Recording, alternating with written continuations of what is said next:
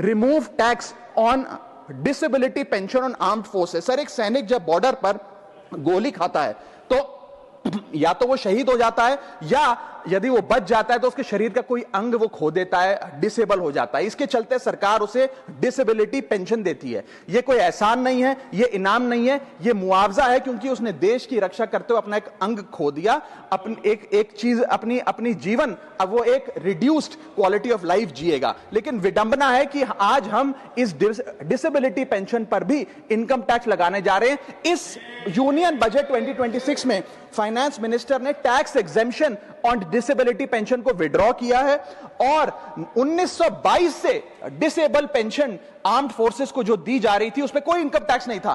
पहली बार 1922 से लेके आज तक कोई इनकम टैक्स नहीं लगा, लेकिन अब हम उस पर इनकम टैक्स लगाने जा रहे हैं, जो कि ठीक नहीं है। मैं आपको एक उदाहरण के माध्यम से समझाना चाहूंगा। एक सोल्जर जो 20 साल का जब था, उसने भारतीय फौज को ज्वाइन किया। 25 साल सर्विस करने के बाद एक्सट्रीम कंडीशंस में उसने दिवाली बंकर में मनाई, ईद बॉर्डर पे मनाई, क्रिसमस के दौरान पेट्रोलिंग करी, अपने बच्चों के बर्थडे, अपनी मैरिज एनिवर्सरी, सुख दुख के मौके सब मिस किए।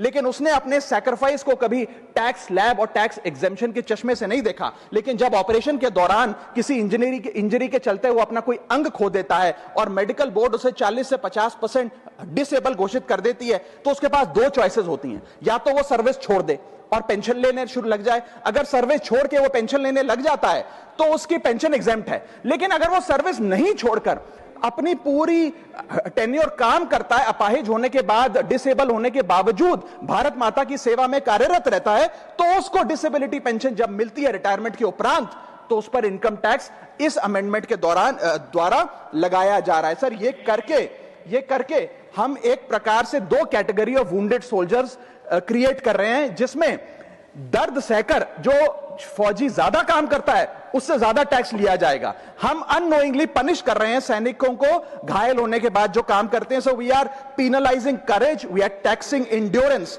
मैं कहना चाहता हूं sir, when the wound is same, service is same, sacrifice is same, tax treatment अलग अलग नहीं होना चाहिए। डिसेबिलिटी पेंशन कोई विंडफॉल गेन नहीं है, कोई बोनस नहीं है, कोई प्रिविलेज नहीं है। अगर भारत माता की सेवा में उस सैनिक ने अपना कोई अंग खो दिया, उसको टैक्स मान के और उसकी डिसेबिलिटी पेंशन को अतिरिक्त इनकम मान के उस पर टैक्स नहीं लगना चाहिए। You can tax income, you can tax profit, but you cannot tax a soldiers sacrifice.